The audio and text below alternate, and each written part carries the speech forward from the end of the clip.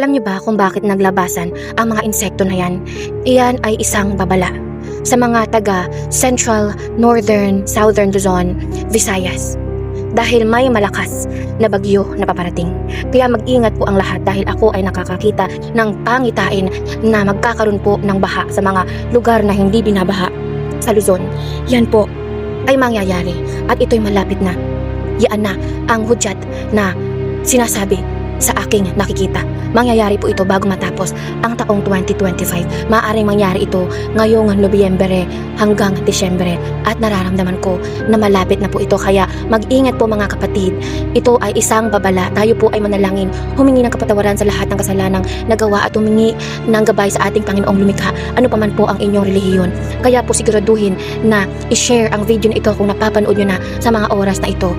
Tandaan, hindi po nagpapabayad si Queen Empress. All guidance and readings are free. Pumasok lamang po kayo sa aking live 8 p.m. to 3 a.m. every night po yan.